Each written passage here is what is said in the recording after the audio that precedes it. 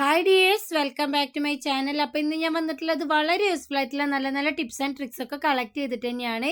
Video എന്തായാലും നിങ്ങൾക്ക് ഉപകാരപ്പെടും. വീഡിയോ എല്ലാവരും ഒന്ന് സ്കിപ്പ് ചെയ്യാതെ കാണുക, ലൈക്ക് ചെയ്യുക, ഷെയർ ചെയ്യുക. സബ്സ്ക്രൈബ് ചെയ്യാതെ കാണുന്നവരുണ്ടെങ്കിൽ സബ്സ്ക്രൈബ് ചെയ്യുക. കൂടെ ഹൈപ്പ് എന്ന ഓപ്ഷൻ ഉണ്ട്, അതും കൂടെ ഒന്ന് ക്ലിക്ക് ചെയ്ത് സപ്പോർട്ട് ചെയ്യാൻ വേണ്ടിയിട്ട് മറന്നു പോകരുത്.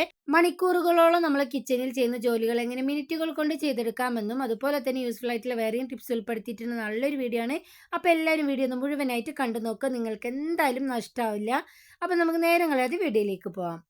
ഫസ്റ്റത്തെ ടിപ്പ് എന്താണെന്ന് കണ്ടു നോക്കാം. നമ്മുടെ വീട്ടിൽ ശല്യക്കാരെ കൊണ്ടിരിക്കുന്ന എലി, പെരിച്ചായി എന്നിവയെ തുരത്താനുള്ള നല്ലൊരു കിട്ടിലൻ ടിപ്പാണ് കേട്ടോ. അതിന് വേണ്ടിയിട്ട് ഒരു ബൗളിലേക്ക് ഞാൻ കുറച്ച് ഗോതമ്പ് മാവ് ഇട്ട് കൊടുത്തിട്ടുണ്ട്. ഇതിലേക്ക് ഞാൻ കുറച്ച് വിനീഗർ അതുപോലെ തന്നെ സാനിറ്റൈസറും കൂടെ ഒഴിച്ചു കൊടുക്കുന്നുണ്ട്. സാനിറ്റൈസർ ഇല്ലെങ്കിൽ ഇതിന് പകരമായിട്ട് ലൈസോളോ ഹാർപ്പിക്കോ എന്ത് വേണമെങ്കിലും നിങ്ങൾക്ക് യൂസ് ചെയ്യാം. ഇനി എലികളെ ആകർഷിക്കാൻ വേണ്ടിയിട്ട് ഞാൻ ഇതിലേക്ക് ചേർത്ത് കൊടുക്കുന്നത് ശർക്കരയാണ് കേട്ടോ. ഈ ഗോതമ്പ് മാവിൻ്റെ സ്മെല്ല് ശർക്കരയൊക്കെ എലികൾ ഒരുപാട് ആകർഷിക്കും. ഇതിന് വേണ്ടിയിട്ടാണ് ഞാനിവിടെ ശർക്കര ചേർത്ത് കൊടുത്തിട്ടുള്ളത്. അത്യാവശ്യം കുറച്ച് ഞാൻ ചീകിയിട്ട് കൊടുത്തിട്ടുണ്ട് കേട്ടോ. ഇനി ഇത് നമുക്ക് നന്നായിട്ടൊന്ന് കുഴച്ചെടുക്കാം. ഈ ഒരു ടിപ്പ് മാത്രമല്ല കേട്ടോ, കുറേ അധികം ടിപ്സ് ഞാൻ ഓൾറെഡി പോസ്റ്റ് ചെയ്തിട്ടുണ്ട് എലിയിലും പെരിച്ചാഴികളൊക്കെ തുരത്താൻ വേണ്ടിയിട്ടുള്ളത്. അത് നിങ്ങൾ എന്തായാലും ഒന്ന് കണ്ടു നോക്കുക, എന്തായാലും നിങ്ങൾക്ക് ഉപകാരപ്പെടും കേട്ടോ. ഞാൻ കുഴച്ചെടുത്ത് നിങ്ങൾ പ്രത്യേകം ശ്രദ്ധിക്കുന്നത്, ഞാൻ ഇതിലേക്ക് വെള്ളമോ കാര്യങ്ങളോ ഒന്നും തന്നെ ആഡ് ചെയ്ത് കൊടുത്തിട്ടില്ല. ആ വിനീഗറും സാനിറ്റൈസറും മാത്രം ഉപയോഗിച്ചാണ് ഞാനിത് കുഴച്ചെടുത്തിട്ടുള്ളത്. നിങ്ങൾക്ക് കുറച്ച് വെള്ളം കുറവാണ് എന്ന് തോന്നുകയാണെങ്കിൽ കുറച്ചുകൂടെ ഒന്ന് വിനീഗർ ആഡ് ചെയ്ത് കൊടുത്താൽ മതിയാവും. ഇനി നമുക്ക് വേണ്ടത് പുകയിലയാണ് കേട്ടോ. നിങ്ങൾക്കറിയാം, നമ്മൾ പുകയിലൊക്കെ യൂസ് ചെയ്യുന്ന സമയത്ത് കുറച്ച് അധികമാവുകയാണെങ്കിൽ വയറിളക്കം, തലവേദന, ഛർദി അതുപോലെ തന്നെ ഓക്കാനൊക്കെ വരാറുണ്ടല്ലേ. അതുപോലെ തന്നെയാണ് നമ്മുടെ എലികളുടെ വയറ്റിലേക്കും ഇത് പോകുമ്പോൾ സംഭവിക്കുന്നത്. വയറ് വീർത്ത് ചത്തു പോകാനിടയാവുന്നതാണ്. അതപ്പോൾ അതിന് വേണ്ടിയിട്ട് പുകയില ഇതുപോലെ ഞാൻ ജസ്റ്റ് ഒന്ന് റോൾ ചെയ്തെടുക്കുന്നുണ്ട്. നമ്മൾ നേരത്തെ ബോളാക്കി വെച്ചിട്ടുണ്ടായിരുന്നു, ആ മാവൊന്ന് ജസ്റ്റ് പരത്തിയിട്ട് അതിൻ്റെ ഉള്ളിലേക്കായിട്ടാണ് വെച്ച് കൊടുത്തിട്ടുള്ളത്. അത് നന്നായിട്ട് ഞാനൊന്ന് കവർ ചെയ്തെടുത്തിട്ടുണ്ട്. ഈ രീതിയിലാണ് നിങ്ങൾ ചെയ്തെടുക്കേണ്ടത്. അപ്പോൾ രണ്ടും ഞാൻ ഇതുപോലെ ചെയ്തെടുക്കുന്നുണ്ട്. നിങ്ങൾക്ക് എലിശല്യം കുറച്ച് കൂടുതലുണ്ടെങ്കിൽ ഇതിനേക്കാൾ കുറച്ച് അധിക ക്വാണ്ടിറ്റിയിൽ ഉണ്ടാക്കിയിട്ട് നിങ്ങൾക്ക് എടുക്കാവുന്നതാണ്. ഞാനിപ്പോൾ കുറച്ച് ക്വാണ്ടിറ്റിയിലാണ് ഇവിടെ ഉണ്ടാക്കി കാണിക്കുന്നത്. അപ്പോൾ ബാക്കിയുള്ള പുകയിൽ ഞാൻ ഇതുപോലെ ഒന്ന് വെച്ച് കൊടുക്കുന്നുണ്ട്. എന്നിട്ട് നന്നായിട്ട് ഇതുപോലെ ഒന്ന് കവർ ചെയ്തെടുക്കാം. ഇത്രയേ ഉള്ളൂ, വളരെ എളുപ്പത്തിൽ നമുക്ക് വീട്ടിലുള്ള ഇൻഗ്രീഡിയൻസ് വെച്ച് തന്നെ യാതൊരു കെമിക്കൽസും ഇല്ലാതെ പെരിച്ചായി എലിയൊക്കെ ഓടിക്കാൻ വേണ്ടിയിട്ട് പറ്റുന്നതാണ്.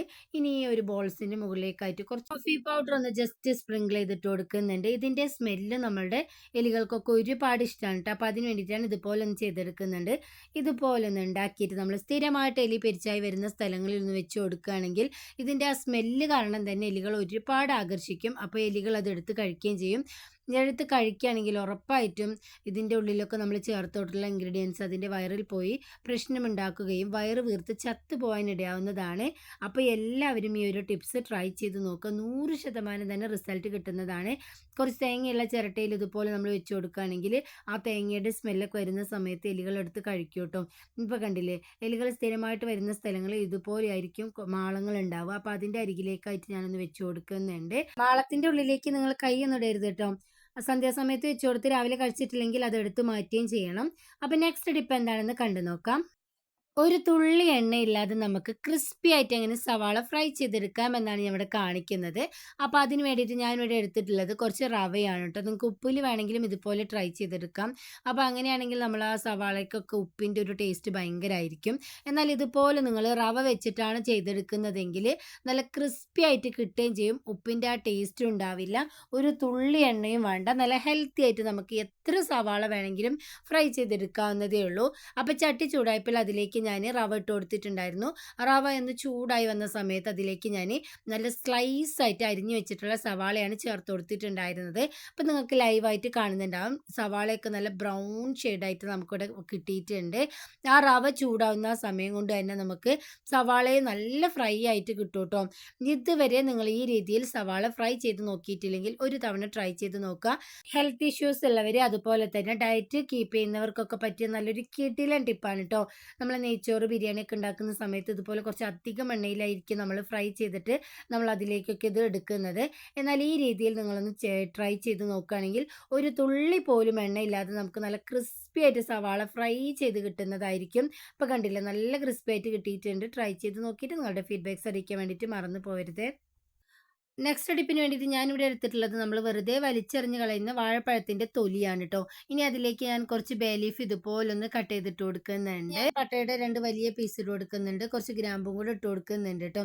ഒരുപാട് ഹെൽത്ത് ബെനിഫിറ്റ്സ് അടങ്ങിയിട്ടുള്ള ഒന്ന് തന്നെയാണ് നമ്മുടെ ഈ ഒരു ചേർത്ത് കൊടുത്തിട്ടുള്ള എല്ലാ സംഭവങ്ങളും. വാഴപ്പഴത്തിന്റെ തൊലിയുടെ ഗുണങ്ങൾ അറിഞ്ഞാൽ നിങ്ങൾ ശരിക്കും ഞെട്ടും കേട്ടോ. ഇതിൽ ധാരാളമായിട്ട് നാരുകൾ, വിറ്റാമിൻസുകൾ, അതുപോലെ തന്നെ മിനറൽസ്, മഗ്നീഷ്യം, നാരുകളൊക്കെ അടങ്ങിയിട്ടുള്ളത് കൊണ്ട് ഇതെല്ലാം കൂടെ ചേർത്ത് നമ്മൾ നന്നായിട്ട് തിളപ്പിച്ച് അരിച്ചെടുത്ത് കുടിക്കുന്നതിലൂടെ നല്ല ഉറക്കം ലഭിക്കാനും മാനസിക സമ്മർദ്ദം കുറയാനും ദഹനം മെച്ചപ്പെടുത്താനും ഹൃദയത്തിന്റെ ആരോഗ്യത്തിനും മുടിയുടെ ആരോഗ്യത്തിനും അതുപോലെ തന്നെ നമ്മുടെ ചർമ്മത്തിന്റെ സംരക്ഷണത്തിനും വളരെ നല്ലതാണ് കേട്ടോ. നമ്മൾ പല്ല് വെളുക്കാൻ വേണ്ടിയിട്ട് പല്ലുകളിൽ തൊലി ദിവസവും അല്പനേരം ഉരുമുന്നത് പല്ലിന് മഞ്ഞിറന്ന് അകറ്റി നല്ല വെണ്മ ലഭിക്കാൻ സഹായിക്കും. മാത്രമല്ല ചെടികളെ വളർച്ചയ്ക്കൊക്കെ ഉരമായിട്ടൊക്കെ യൂസ് ചെയ്ത് വരാറുണ്ട് കേട്ടോ. ഇത്രയും ആരോഗ്യ ഗുണം അടങ്ങിയിട്ടുള്ള വാഴപ്പഴത്തിന്റെ തോല് നിങ്ങൾ ഏതെങ്കിലും ഒക്കെ രീതിയിൽ യൂസ് ചെയ്ത് വരികയാണെങ്കിൽ നിങ്ങൾക്ക് ആരോഗ്യ ഗുണങ്ങൾ ഏറെയാണ്.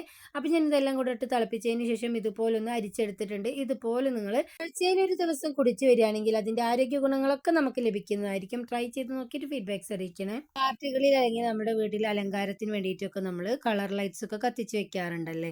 അതിന് വേണ്ടിയിട്ട് കുറേ അധികം പൈസയൊന്നും ചിലവാക്കേണ്ട ആവശ്യമില്ല. കുറച്ച് പച്ചവെള്ളം എടുത്തതിന് ശേഷം അതിലേക്ക് ഏത് കളറാണോ നിങ്ങൾക്ക് വേണ്ടത് ആ കളർ ആഡ് ചെയ്ത് കൊടുക്കാം. എന്നിട്ട് കുറച്ച് ഓയിൽ മാത്രം ഒന്ന് ഒഴിച്ചു കൊടുത്തതിന് ശേഷം ഒരു കവർ ഇതുപോലെ ഒന്ന് കട്ട് ചെയ്തെടുത്ത് നമുക്കൊരു തിരിയും കൂടെ ഒന്ന് സെറ്റ് ചെയ്തെടുക്കാം.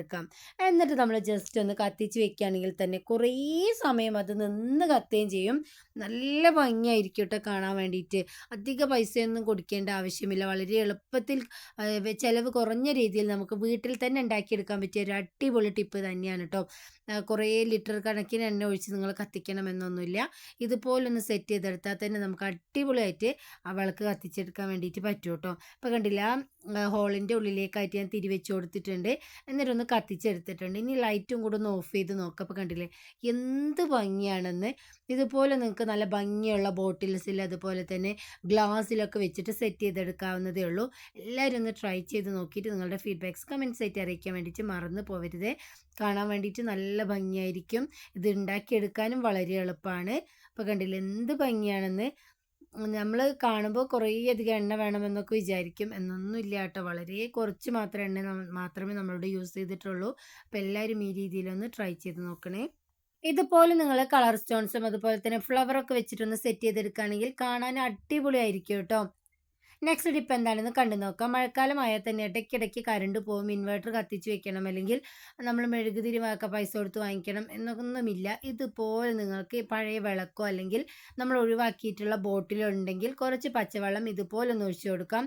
വീഡിയോയിൽ കാണുന്നത് പോലെ തന്നെ നിങ്ങൾ ചെയ്തെടുത്താൽ മതിയാവും കേട്ടോ. ഇപ്പോൾ ഇത്രയും വെള്ളം ഞാനൊന്ന് ഒഴിച്ചു കൊടുത്തിട്ടുണ്ട്. നമ്മൾ സാധാരണ പച്ചവെള്ളം തന്നെയാണ് ഒഴിച്ചു കൊടുത്തിട്ടുള്ളത്. ഇനി ഞാൻ ഇതിലേക്ക് കുറച്ച് എണ്ണയാണ് കേട്ടോ ഒഴിച്ചു കൊടുക്കുന്നത്. ഇതിന് വേണ്ടിയിട്ട് നിങ്ങൾ ഫ്രഷ് ആയിട്ടുള്ള എണ്ണ എടുക്കണമെന്നൊന്നുമില്ല. നമ്മൾ പപ്പടം പൊരിച്ചത് അല്ലെങ്കിൽ സ്നാക്സ് വറുത്തൊക്കെ നമ്മൾ വെറുതെ കളയാറായിരിക്കും പതിവ്. ഇതുപോലെ ഒന്ന് എടുത്തു വെച്ചാൽ മതിയാവും. പിന്നെ നമ്മൾ പിന്നെ എരിവുള്ള സ്നാക്സ് വറുത്ത എണ്ണ നമ്മൾ എടുക്കരുത്. അത് നമ്മൾ ഉപയോഗിക്കാതിരിക്കുകയായിരിക്കും നല്ലത്. എന്നിട്ട് അതിൻ്റെ ആ തിരി ഒന്ന് ഞാൻ ജസ്റ്റ് ആ എണ്ണയിലൊന്ന് മുക്കി എടുക്കുന്നുണ്ട്. ഇനി നമുക്ക് ഇതിൻ്റെ ഉള്ളിലേക്കായിട്ട് ഇതുപോലൊന്ന് സെറ്റ് ചെയ്ത് കൊടുക്കാം. നിങ്ങളുടെ അടുത്ത് പഴയ വിളക്കില്ലെങ്കിൽ ഇതിന് പകരമായിട്ട് ഒഴിവാക്കാൻ വെച്ചിട്ടുള്ള ബോട്ടിൽസ് വേണമെങ്കിൽ നിങ്ങൾക്ക് യൂസ് ചെയ്യാവുന്നതാണ്. ഇനി നമുക്കിതിലേക്ക് ഇതൊന്ന് ഇറക്കി വെച്ച് കൊടുക്കാം. പെട്ടെന്ന് കറണ്ടൊക്കെ പോകുന്ന സമയത്ത് നമുക്ക് ഇതുപോലൊരു വിളക്കുണ്ടാക്കിയിട്ട് നമ്മളൊന്ന് കത്തിച്ച് വെക്കുകയാണെങ്കിൽ മണിക്കൂറുകളോളം കത്തും കേട്ടോ.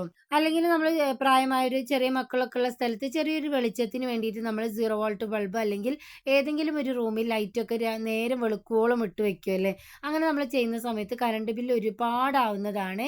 എന്നാൽ ഇതുപോലൊരു വിളക്ക് നമ്മളൊന്ന് സെറ്റ് ചെയ്തിട്ട് ജസ്റ്റ് അവിടെ നിന്ന് വെച്ച് കൊടുത്താൽ മാത്രം മതിയാവും. കറണ്ട് ബില്ലും ആവില്ല. നമുക്ക് കുറേ നേരം ഇത് വിളക്ക് നിന്ന് കത്തുകയും ചെയ്യും. എല്ലാവർക്കും ട്രൈ ചെയ്ത് നോക്കാൻ പറ്റിയ അടിപൊളി ഒരു ടിപ്പ് തന്നെയാണ് കേട്ടോ ഇത്.